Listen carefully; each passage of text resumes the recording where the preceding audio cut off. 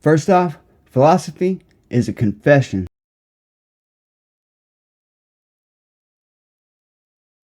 There's this idea in Jungian psychology called the circumambulation. And Jung had this idea that you had a potential future self, which would be, in potential, everything that you could be. And that it manifests itself moment to moment in your present life by making you interested in things. And the things that you're interested in are the things that would guide you along the path that would lead you to maximal development. Now, it sounds like a metaphysical idea or a mystical idea even, but it's not. It's not. It's a really profoundly biological idea. The idea is something like, well, you're set up so that you're automatically interested in those things that would fully expand you as a well-adapted creature. Well, there's nothing radical about that idea. What else could possibly be the case unless there's something fundamentally flawed about you? That is what the situation would be. It's kind of interesting to think about how that would be manifest moment to moment, but the idea is something like, well, your interest is captured by those things that lead you down the path of development. Well, that better be the case. Okay, so that's fine. And so there's some utility in pursuing those things that you're interested in. That's the call to adventure, let's say.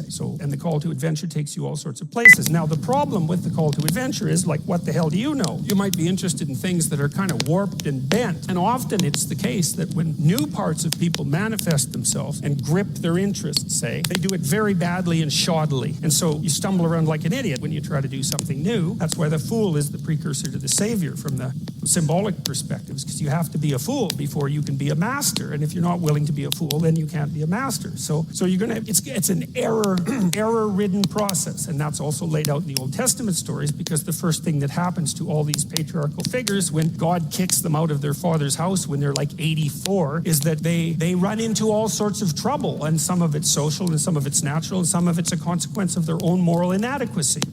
So they're fools, but the thing that's so interesting is that despite the fact that they're fools, they're still supposed to go on the adventure, and that they're capable of learning enough as a consequence of moving forward on the adventure so that they straighten themselves out across time. And so it's something like this. So this circumambulation that Jung talked about was this continual circling, in some sense, of who you could be. You might notice, for example, that there are themes in your life. When you go back across your experiences, you see you kind of have your typical experience that sort of repeats itself. And there might be variation on it, like a musical theme, but it's like you're circling yourself and getting closer to yourself as you move across time. That's the circumambulation. Now, you remember that for a sec, because we'll go back to it. Okay, so imagine that something glimmers before you. It's an interest that's dawning, and you decide, well, first of all, you're paralyzed. You think, well, how do I know if I should pursue that? It's probably a stupid idea. And the proper response to that is, you're right, it probably is a stupid idea, because almost all ideas are stupid. And so the probability that as you move forward on your adventure that you're going to get it right the first time is zero. It's just not going to happen. And so then you might think, well, maybe I'll just wait around until I get the right idea, and which people do, right? So they're like 40-year-old, 13-year-olds, which is not a good idea. And so they wait around until it's waiting for Godot, until they finally got it right. But the problem is you're too stupid to know when you've got it right. So waiting around isn't going to help, because even if the perfect opportunity manifested itself to you in your incomplete form, the probability that you would recognize it as the perfect opportunity is zero. You might even think it's the worst possible idea that you've ever heard of anywhere. Highly likely, highly likely. So Nietzsche called that a will to stupidity, which I really liked, because he thought of stupidity as being you have to take it into account fundamentally and work with it. And so you can take these tentative steps on your pathway to destiny, and you can assume that you're going to do it badly. And that's really useful, because you don't have to beat yourself up. It's pretty easy to do it badly. But the thing is, it's way better to do it badly than not to do it at all. And that's a hell of a lot better than just rotting away at home. So that's good.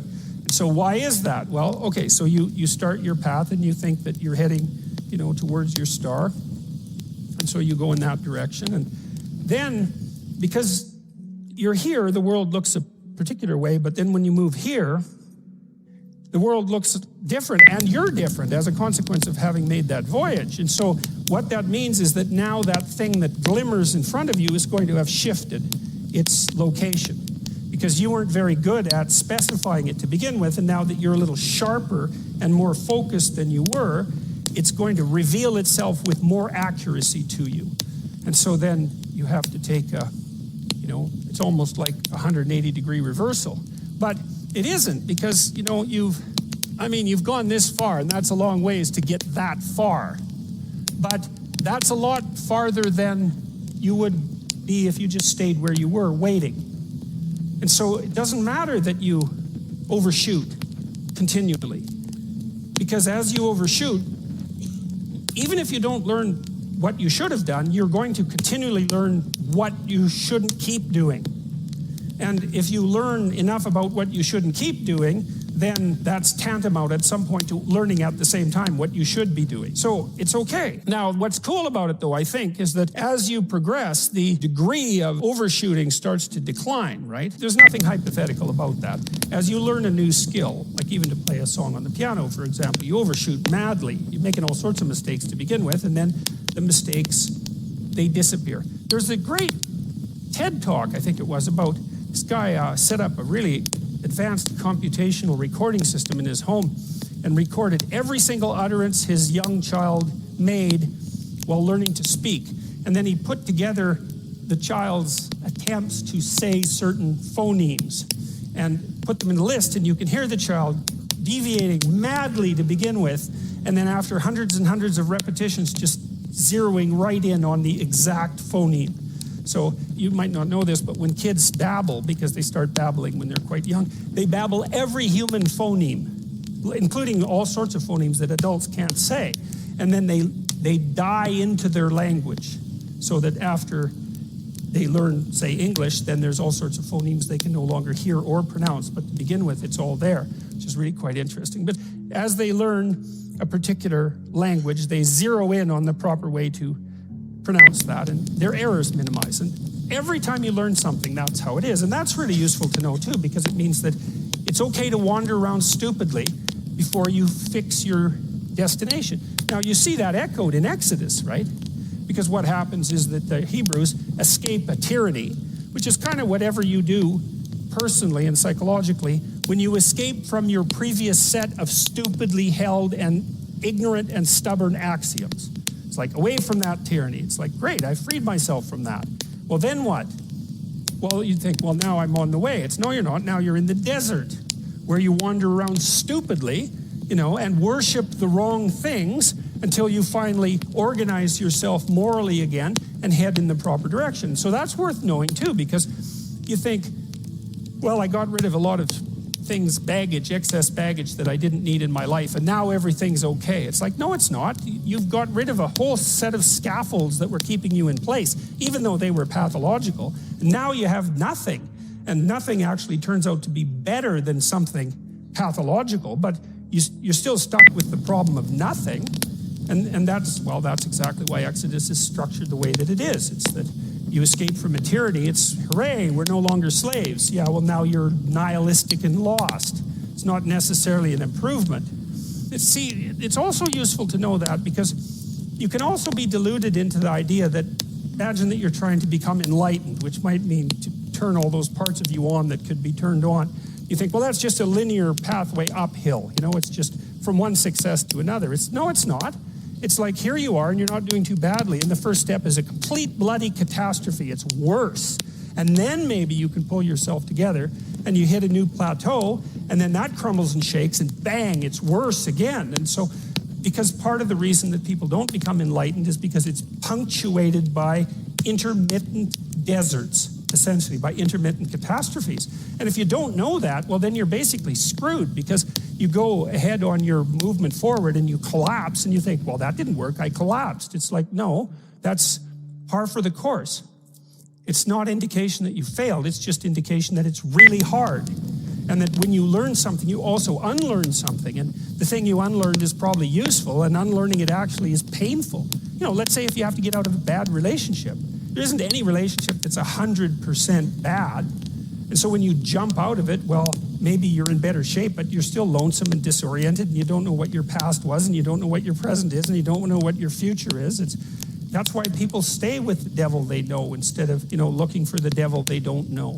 So full of faults doesn't mean you have to stop. That's a really useful thing. And the fact that you're full of faults doesn't mean that you can't learn. And so you can posit an ideal and you're going to be wrong about it, but it doesn't matter because what you're right about is positing the ideal, moving towards it. If the actual ideal isn't conceptualized perfectly, well, first, surprise, surprise, because like, what are you going to do that's perfect? So it doesn't matter that it's imperfect. It just matters that you do it and that you move forward. So that's really positive news as far as I'm concerned, because you can actually do that, right? You can do it badly. Anyone can do that. So that's useful. What should move forward in time with me and what should be let go as if it's dead wood? The more dead wood that you let go of and burn off when you have the opportunity, the less it accretes around you. Here's something interesting about forest fires, you know.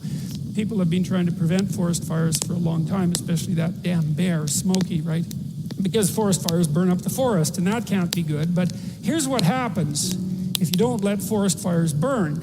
Well, forests collect a lot of dry branches, right? Because tree branches die and wood falls on the forest floor and collects. And so the amount of flammable material keeps increasing with time. And that's not so bad if it's wet, but if the amount of flammable material is increasing and it gets really dry and then it burns, then you have a real problem. The forest fire can burn so hot that it burns the topsoil right off, in which case you don't have a forest at all anymore, you just have a desert. And lots of trees are evolved to withstand forest fires of a certain intensity, and some won't even release their seeds unless there's been a fire.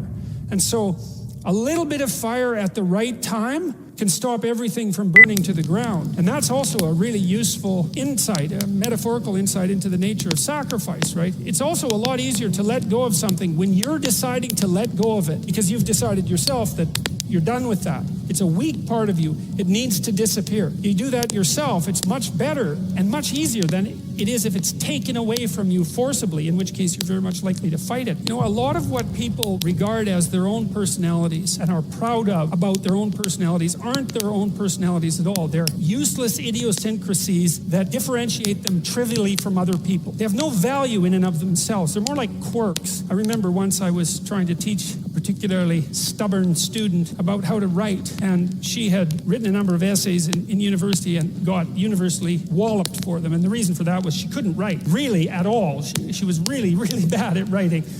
And so I was sitting down with her trying to explain to her what she was doing wrong. And she was being very annoying about it, very recalcitrant, very, very unwilling to listen. That was a pearls before swine thing, you know. And at one point she said, I can write perfectly well. This university professors just don't like my style. And I thought, what the hell's with you? You can't even write and you think you have a style. Instead of humbling herself, she was proud of her insufficiency.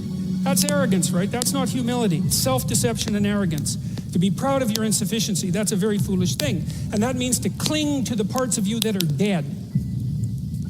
You know, as you elevate your aim, create a judge at the same time, right? Because the new ideal, which is an ideal you, even if it's just an ideal position that you might occupy, even if it's still conceptualized in that concrete way, that becomes a judge because it's above you, right? And then you're terrified of it, maybe. That's why you might be afraid when you go start a new job, right? This thing is above you and you're terrified of it and it judges you. And that's useful because the judge that you're creating by formulating the ideal tells you what's useless about yourself, and then you can dispense with it. And you want to keep doing that, and then every time you make a judge that's more elevated, then there's more useless you that has to be dispensed with. And then if you create an ultimate judge, which is what the archetypal imagination of humankind has done, say, with the figure of Christ, because if Christ is nothing else, he is at least the archetypal perfect man and therefore the judge. You have a judge that says, get rid of everything about yourself that isn't perfect. And of course, that's also what God tells Abraham, right? He says to be perfect, to pick an ideal that's high enough, and you can do this. The thing that's interesting about this, I think, is you can do it more or less on your own terms. You have to have some collaboration from other people, but you don't have to pick an external ideal. You can pick an ideal that fulfills the role of ideal for you. You can say, okay, well, if things could be set up for me the way I need them to be, and if I could be who I needed to be, what would that look like? And you can figure that out for yourself, and then instantly you have a judge. And I also think that's part of the reason people don't do it, right? Why don't people look up and move ahead? And the answer is, well, you start formulating an ideal, you formulate a judge. It's pretty easy to feel intimidated in the face of your own ideal. That's what happens to Cain versus Abel, for example. Then it's really easy to destroy the ideal instead of to try to pursue it, because then you get rid of the judge. Lower the damn judge if it's too much. Like if your current ambition is crushing you, then maybe you're playing the tyrant to yourself, and you should tap down your ambitions, not get rid of them by any stretch of the imagination, but at least put them more reasonably within your grasp. You don't have to leap from point 1 to point 50 in one leap, right? You can do it incrementally. But I really like this idea. I think it's a profound idea that the process of recapitulating yourself continually is also the process of, it's a phoenix-like process, right? You're shedding all those elements of you that are no longer worthy of the pursuits that you're valuing. And then I would say the idea here is that as you do that, you shape yourself ever more precisely into something that can withstand the tragedy of life and that can act as a beacon to the world. That's the right way of thinking about it. Maybe first to your friends and then to your family. It's like it's a hell of a fine ambition. And there's no reason that it can't happen. Every one of you knows people who are really bloody useful in a crisis, and people that you admire, right? You can think of all those people that you admire as partial incarnations of the archetypal Messiah. That's exactly right. And the more that manifests itself in any given person, then the more generally useful and admirable that person is in a multitude of situations. And we don't know the limit to that. But people can be unbelievably good for things, It's really something to behold, because it's hard. But it's more than that. They think, well, I don't know how to write. I'm going to do a bad job. I don't really like assignments. I'm going to have to do it perfectly. I need to wait till I have enough time. And like one of those is enough to stop you cold, and all 5 of them, you're just done. And so I tell people, do it haphazardly, a tiny bit at a time, and badly, because you can do that.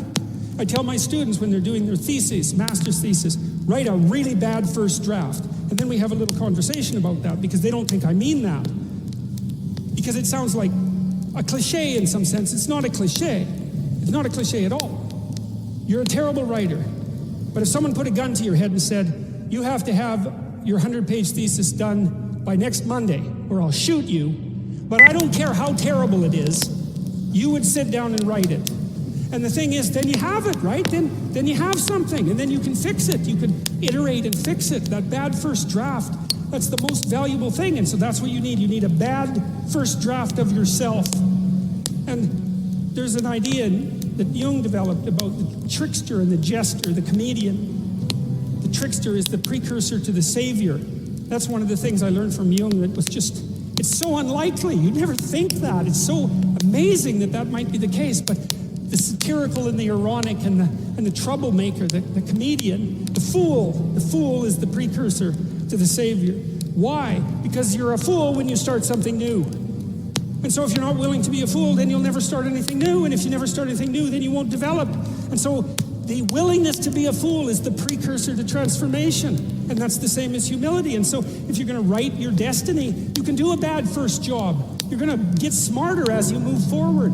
That's the thing, is that maybe the star that Geppetto wished on was the wrong damn star. But at least it was a star, right? At least it was in the sky. At least it moved him forward. And so you say in your life, well, something grips you and fills you with interest.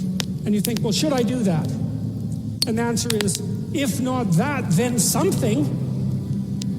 What if it's a mistake?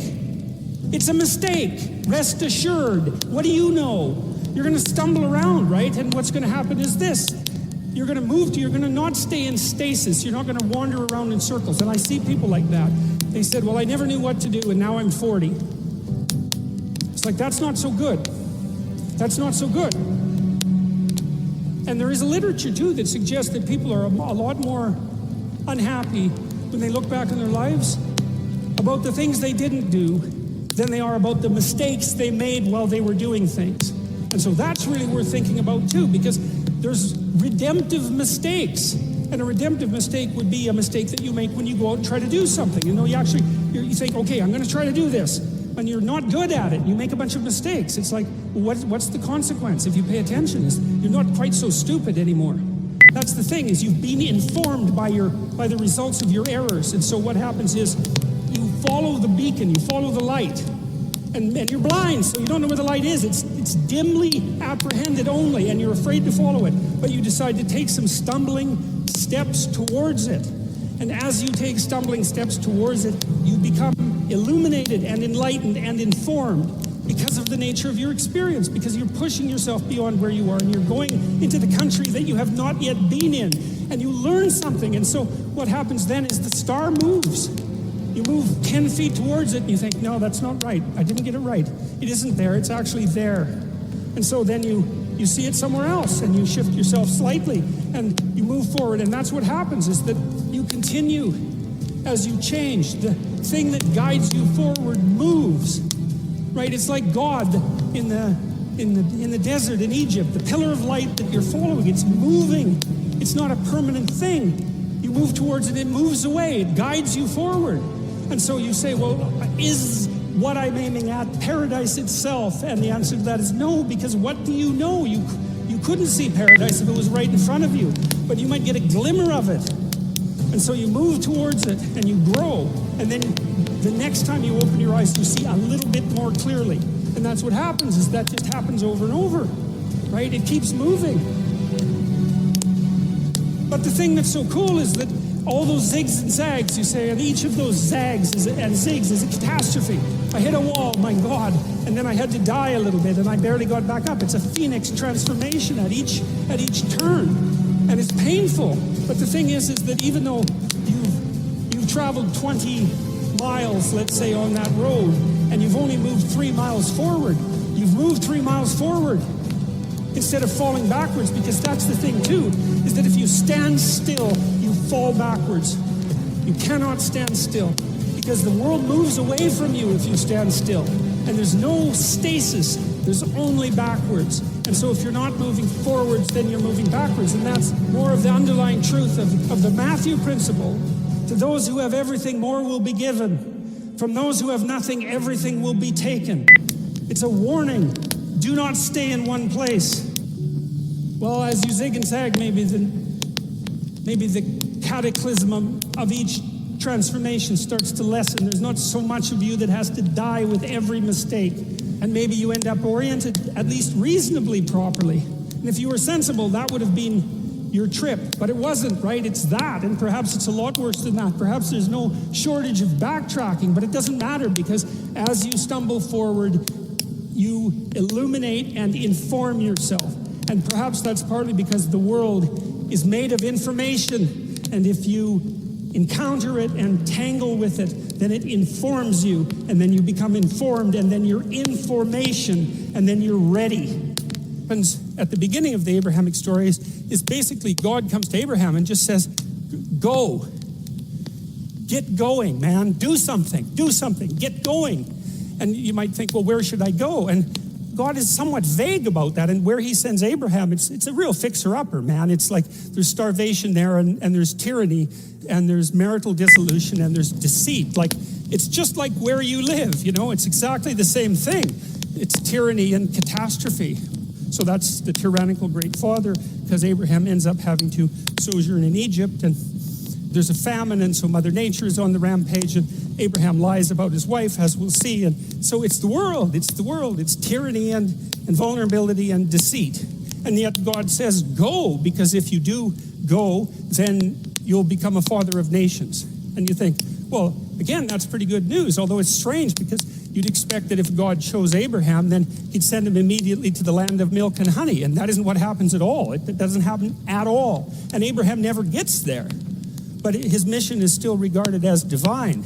And thank God for that, because that's what your mission will be, because that's what you will encounter in your life. Those are the archetypal things everyone encounters: the tyranny of the social structure, and the rapaciousness of nature, and the deceitful quality of the human psyche. It's like, that's the world. Now, that's a negative view in some sense, but it's positive in the story, because what it basically says is something that's akin to the Sermon on the Mount, which is that if you're aligned with God and you pay attention to the divine injunction, then you can operate in the midst of chaos and tyranny and deception and flourish.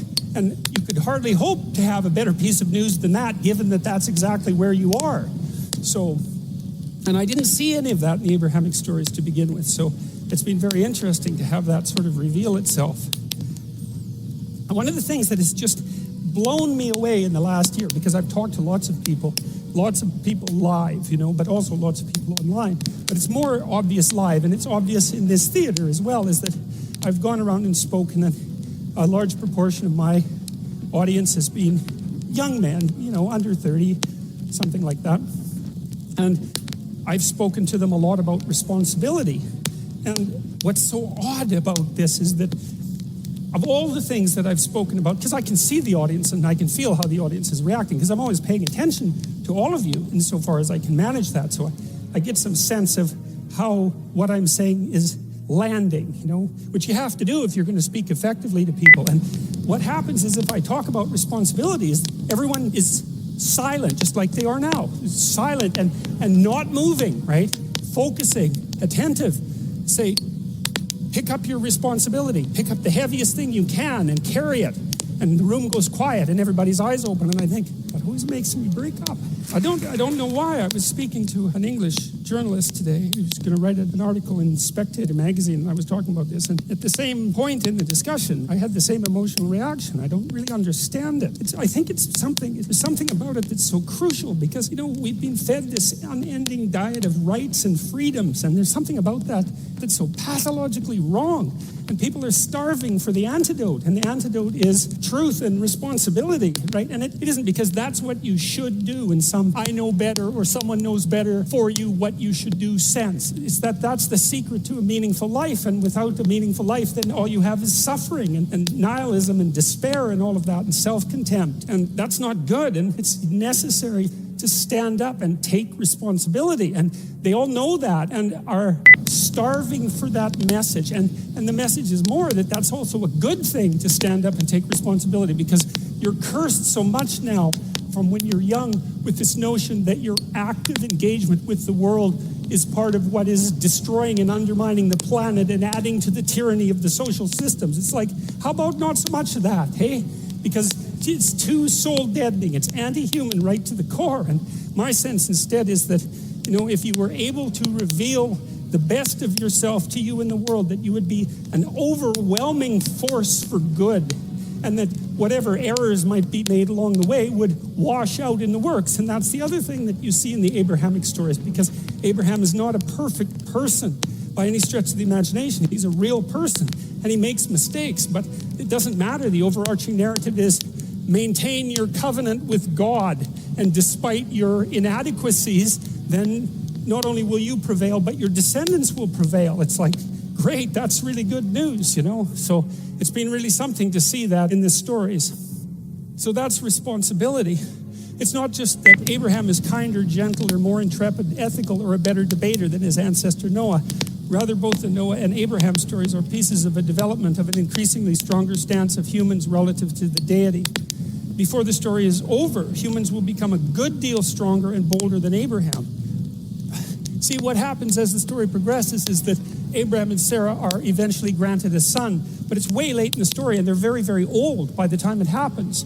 And of course, you're not going to be a father of nations without having a child. And so the writers are attempting to make the case that if you forthrightly pursue that which God directs you to pursue, let's say, that all things are possible. That's the idea in the narrative. And you might say that's naive, and it's not. You think it when you're naive, right? And then you dispense with that idea. And then when you stop being the sort of person who dispenses with ideas, then you come to another place. And that's the place where you think you have no idea what might be possible for you if you got things together and pursued what you should pursue. You don't know how much what's impossible to you right now would become possible under those conditions. It's an unknown phenomena. And I've watched people who've put themselves together across time, incrementally and continually, and they become capable of things that are not only jaw-droppingly amazing, but also sometimes metaphysically impossible to understand. And so we don't know the limits of human endeavor. We truly don't. And it's premature to put a cap on what it is that we are, what it is that we're capable of. And so you're already something, and maybe you're not so bad in your current configuration. But you might wonder, if you did nothing next 30 years except put yourself together, just exactly what would you be able to do? And you might think, well, that's worth finding out. But of course, that's the adoption of responsibility. And one thing I've also learned over the years, because I've been curious about this battle between meaning and nihilism, and I could see for a long while the rationale in nihilism and the power of the nihilistic argument. It occurred to me across time that despite that the power of the nihilistic argument is more powerful than naive optimism, it's not more powerful than the optimism that is not naive. Because the optimism that is not naive says it's self-evident that the world is a place of suffering and that there are things to be done about that. And it's self-evident that people are flawed and that there's things to be done about that. And then the non-naive optimist says the suffering could be reduced and the insufficiency could be overcome if people oriented themselves properly and did what they were capable of doing. And I do not believe that that's deniable. I think that human potential is virtually limitless, and that there's nothing perhaps that's beyond our grasp if we're careful as individuals and as a society. And so I think that there's no reason for nihilism, and there's no reason for hopelessness, and there's no reason to bow down before evil, because we're capable of so much more. And I think you know that first, because you're not happy with who you are, and you're ashamed and embarrassed about it, as you should be. And you know it because if you look out there, you see people who are capable of doing great things, and you know that we're not giving it our all.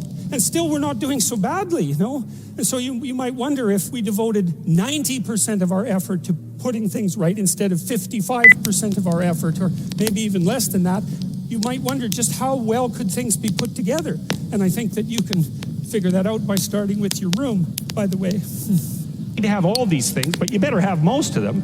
Family, friends, career, educational goals, plans for, time outside of work, attention to your mental and physical health, etc. That's what life is about. And if you don't have any of those things, well, then all you've got left is misery and suffering. So that's a bad deal for you. So, number one, specify your damn goals, because how are you going to hit something if you don't know what it is? That isn't going to happen. And often people won't specify their goals too, because they don't like to specify conditions for failure. So if you keep yourself all vague and foggy, which is real easy, because that's just a matter of not doing as well, then you don't know when you fail. And people might say, well, I really don't want to know when I fail because that's painful. And so I'll keep myself blind about when I fail. That's fine, except you'll fail all the time then. You just won't know it until you've failed so badly that you're done. And that can easily happen by the time you're 40. So I would recommend that you don't let that happen. So that's willful blindness, right? You could have known, but you chose not to. Okay, so once you get your goal structure set up, you think, okay, if I could have this life, looks like that might be worth living, despite the fact that it's going to be, anxiety-provoking and threatening, and there's going to be some suffering and loss involved and all of that, obviously. The goal is to have a vision for your life such that, all things considered, that justifies your effort. Okay, so then what do you do? Well, then you turn down to the micro routines. It's like, okay, well, this is what I'm aiming for. How does that instantiate itself day to day, week to week, month to month?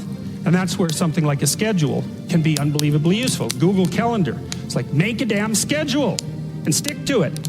Okay, so what's the rule with a schedule? It's not a bloody prison. That's the first thing that people do wrong. They say, well, I don't like to follow a schedule. It's like, well, what kind of schedule are you setting up? Well, I have to do this, then I have to do this, then I have to do this, and then I just go play video games, because who wants to do all these things that I have to do? It's like, wrong. Set the damn schedule up so that you have the day you want. That's the trick. It's like, okay, I've got tomorrow. If I was going to set it up so it was the best possible day I could have, practically speaking, what would it look like? Well, then you schedule that. And obviously there's a bit of responsibility that's going to go along with that, because if you have any sense, one of the things that you're going to insist upon is that at the end of the day, you're not in worse shape than you were at the beginning of the day, right? Because that's a stupid day. If you have a bunch of those in a row, you just dig yourself a hole and then you bury yourself in it. It's like, sorry, that's just not a good strategy. It's a bad strategy. So maybe 20% of your day has to be responsibility and obligation, or maybe it's more than that, depending on how far behind you are. But even that, you can ask yourself, okay, well, I've got these responsibilities. I have to schedule the damn things in. What's the right ratio of responsibility to reward? And you can ask yourself that just like you'd negotiate with someone who is working for you. So I want you to work tomorrow. And you might say, okay, well, what are you going to do for me that makes it likely that I'll work for you? Well, you could ask yourself that, you know. Maybe you do an hour of responsibility and then you play a video game for 15 minutes. I don't know, whatever turns your crank, man. But, you know, you have to negotiate with yourself and not tyrannize yourself. Like you're negotiating with someone that you care for, that you would like to be productive and have a good life. And that's how you make the schedule. It's like, and then you look at the day and you think, well, if I had that day, that'd be good. Great. You know, and you're useless and horrible, so you'll probably only hit it with about 70% accuracy, but that beats the hell out of 0, right? And if you hit it even with 50% accuracy, another rule is, well, aim for 51% the next week, or 50.5% for God's sake, because you're going to hit that position where things start to loop back positively and spiral you upward. So that's one way that you can work on your conscientiousness, is a plan a life you'd like to have. And you do that partly by referring to social norms. That's more or less rescuing your father from the belly of the whale. But the other way you do that is by having a little conversation with yourself about, as if you don't really know who you are, because you know what you're like. You won't do what you're told. You won't do what you tell yourself to do. You must have noticed that. It's like you're a bad employee and a worse boss, and both of those work for you.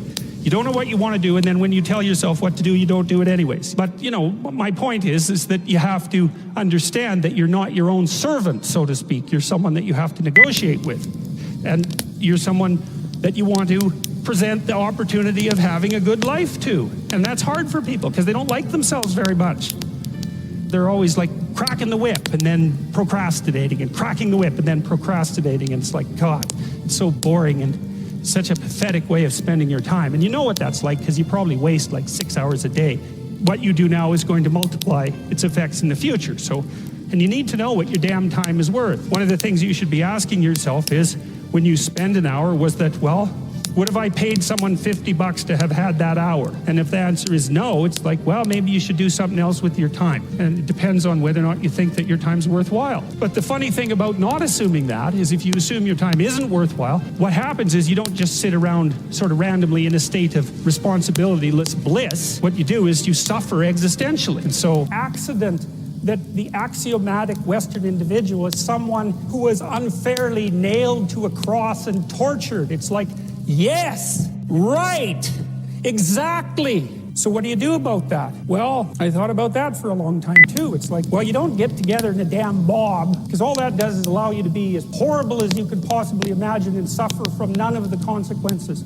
That's a bad idea. So how about we don't do that? Well, there's a deep idea in the West too. It's like, pick up your damn suffering, bear it, and try to be a good person so you don't make it worse. Well, that's a truth. You know, I read a lot about the terrible things that people have done to each other. You just cannot even imagine it. It's so awful. So you don't want to be someone like that. Now, do you have a reason to be? Yes, you have lots of reasons to be. God, there's reasons to be resentful about your existence. Everyone you know is going to die. You know, you too. And there's going to be a fair bit of pain along the way, and lots of it's going to be unfair. It's like, yeah, no wonder you're resentful. It's like, act it out and see what happens. You make everything you're complaining about infinitely worse. There's this idea that hell is a bottomless pit, and that's because no matter how bad it is, some stupid son of a bitch like you could figure out a way to make it a lot worse. So you think, well, what do you do about that? Well, you accept it. That's what life is like. It's suffering. That's what the religious people have always said. Life is suffering. Yes. Well, who wants to admit that? Well, just think about it. Well, so what do you do in the face of that suffering? Try to reduce it. Start with yourself. What good are you? Get yourself together, for Christ's sake, so that when your father dies, you're not whining away in a corner, and you can help plan the funeral, and you can stand up solidly so that people can rely on you. That's better. Don't be a damn victim. Of course you're a victim. Jesus, obviously. Put yourself together. And then maybe if you put yourself together, you know how to do that. You know what's wrong with you, if you'll admit it. You know there's a few things you could, like, polish up a little bit, that you might even be able to manage in your insufficient present condition. And so you might shine yourself up a little bit, and then your eyes will be a little more open, and then you can shine yourself up a little bit more, and then maybe you could bring your family together instead of having them be the hateful, spiteful, neurotic, infighting batch that you're like doomed to spend Christmas with. So then you fix yourself up a little bit, and then you got to figure out, well, can you figure out how to make peace with your idiot brother? And probably not, because he's just as dumb as you, so how the hell are you going to manage that? And so then maybe you get somewhere that way, and your family's sort of functioning, and you find out, well, that kind of relieved a little bit of suffering, although it reduced the opportunities for spiteful revenge, and that's kind of a pain in the neck. And so then you get your family together a little bit, and you're a little clued in then, at least a bit, because you've done something difficult that's actually difficult. You're a little wiser, and so then maybe you could put a tentative finger out beyond the family and try to change some little thing without wrecking it. So, and that's the other message of the West. It's like, how do you overcome the suffering of life? I'm not saying it's only the message of the West. How do you overcome the suffering of life? Is be a better person. That's how you do it. Well, that's hard. It takes responsibility. And I think, if you said to someone, you want to have a meaningful life? Everything you do matters. That's the definition of a meaningful life. But everything you do matters. So you're going to have to carry that with you. Just forget about the whole meaning thing, and then you don't have any responsibility, because who the hell cares? And you can wander through life doing whatever you want, gratifying impulsive desires for how useful that's going to be. And you're stuck in meaninglessness, but you don't have any responsibility. Which one do you want? Well, ask yourself, which one are you pursuing? And you'll find very rapidly that it isn't the majority of your soul that's pursuing the whole meaning thing, because, well, look what you have to do that. You have to take on the fact that life is suffering. You have to put yourself together in the face of that. Well, that's hard. Christ, it's amazing people can even do it. I'm stunned every day when I go outside, and it isn't a riot with everything burning. There's all these ruined people out there. They've got problems like you can't believe. Off they go to work and do things they don't even like. And look, the lights are on. It's a miracle. And we're so ungrateful. College students, the postmodern types, they're so ungrateful. They don't know that they're surrounded by just a bloody miracle. It's a miracle that all this stuff works. That all you crazy chimpanzees that don't know each other can sit in the same room for 2 hours sweltering away without tearing each other apart, because that's what chimps do. Anyways, so I got to the bottom of some things, at least as far as I can tell, so I told you what the bottom is, and then I got this idea about what you might do about it, which isn't my idea. It's an old idea. It's far older than Christianity. It's old. It's the oldest story of mankind. Get yourself together. Transcend your suffering. See if you can be some kind of hero. Make the suffering in the world less. Well, that's the way forward, as far as I can tell, if there is any way forward. Thoughts on the Eastern idea of moving away from excessive thinking into the awareness beyond thinking, removing it from the driver's seat to be used more as a tool. Yeah, well, I thought a lot about this in relationship to a couple of ancient ideas. The one Mesopotamian idea, characterization of Marduk, who was the highest Mesopotamian deity.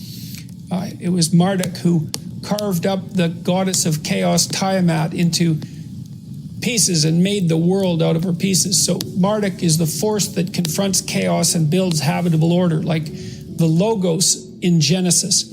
And one of Marduk's attributes was that he had eyes all the way around his head. Then there's Horus, the Egyptian god, who's the famous eye. And Horus is really a deification of attention, I would say. And there's a difference between attention and thinking. Like, let me give you an example. So thinking seems to be instrumental, mostly. People also often say to me, well, what's your strategy when you go into an interview? And the answer is, well, I don't have a strategy when I go into an interview, because I'm there to have a conversation. And I'm not sure where the conversation will go, and I'm willing to let it go wherever it goes. I'm not there to sell books, although I'm perfectly happy if more books sell, because obviously I wrote a book and I want people to read it, and there's a whole enterprise behind it, and so it's also my responsibility to do the marketing properly. But I'm not going to do these interviews to sell books or to promote myself, or I don't have a strategic goal in mind, except that I'm going to have a conversation and I'm going to say what I think and take the consequences, because I assume that if I say something and I believe it's true, then the consequences are as positive as they can be, regardless of how they look at the time. And that's an issue of faith, because I believe that the habitable order is generated by spoken truth. I believe that. I think that's the truest thing I know. And so I go into the interview, and I did this in my clinical practice, and I try to do this when I'm talking to people too, is that I'm not thinking about where the conversation is going or what point I want to make or what I want the outcome to be. Any of that, I just let that go. You know, it's within this broader framework of assuming that the truth is the most effective means of progressing. And then I pay attention. And what happens when you pay attention is that while you're watching a person, this is a great treatment for social anxiety, by the way, because if you're socially anxious, you tend not to pay attention to the person. Pay attention to who you're talking to. Watch them like a hawk, like not paranoid or anything like that, and not too intently because you'll make them uncomfortable, but intently pay attention to what they're saying, to how they look, to their facial gestures, all of that. Look at their face and watch and listen and try to understand what they're saying. And what you'll see is that, well, questions pop into your minds like, well, I didn't understand what you said. Can you clarify that? And sounds like you mean this. Is this what you mean? But not in a, I'll put you on the spot because I think you're wrong sort of way, but in a clarification sort of way. And all of that's attention. And so when I'm doing clinical work with people, and this is the reason I quit, by the way, about a year ago, is because I was starting to get distracted. I had a rule, which was, you have an hour with me and I do nothing but pay attention to you. I'm not thinking about what I want to accomplish. I'm not thinking about the problems in my life. I'm not distracted. And I listen to you and I ask questions when I don't understand. And if a thought occurs to me while I'm paying attention, thinking strategically, I'm listening, thoughts emerge and I say them. I'm not putting spin on things. I'm not trying to manipulate the conversation in any particular way. And again, the reason for that is because I decided a long time ago, probably 30 years, that there was no more effective way of dealing with a complex situation than to try to say what you believe to be true and not to manipulate it, none of that. Because those are all lies as far as I'm concerned, that kind of manipulation and spin. You would curse someone with high levels of creativity. You know, you hear very frequently people say things like everyone's creative. It's like, that's wrong, okay? It's wrong. It's just as wrong as saying that everyone's extroverted. First of all, you have to be pretty damn smart to be creative, because otherwise you're just going to get to where other people have already got, and that's not creative by definition. So being fast and being out there at the front of things really makes a difference. And then you also have to have these divergent thinking capabilities, and that's part of your trait structure. And creative people are really different than non-creative people, you know, partly because, for example, they're highly motivated to do creative things and to experience novelty and to chase down aesthetic experiences and to attend movies and to read fiction and to go to museums and to enjoy poetry and to enjoy music that's not conventional music, for example. These aren't trivial differences. And so it's a real misstatement to make the proposition that everyone's creative. It's just simply not the case. It's a matter of wishful thinking. It's like saying that everyone's intelligent. Well, if everyone's intelligent, then the term loses all of its meaning, because any term that you can apply to every member of a category has absolutely no meaning. Now, and you know, the other thing you want to be thinking about here is that don't be thinking that creativity is such a good thing. It's a high-risk, high-return strategy. So if you're creative, you just try this. There's creative people in this room, man. You guys are going to have a hell of a time monetizing your creativity. It's virtually impossible. It's really, really difficult because, first of all, let's say you make an original product. You think the world will beat a pathway to your door if you build a better mousetrap. It's like, that's complete rubbish. It isn't true in the least. If you make a good creative product, you've probably solved about 5% of your problem. Because then you have marketing, which is insanely difficult, and then you have sales, and then you have customer support, and then you have to build an organization. And if it's really novel, you have to tell people what the hell the thing is. No one knows what that is, and that's a real problem. If you write a book...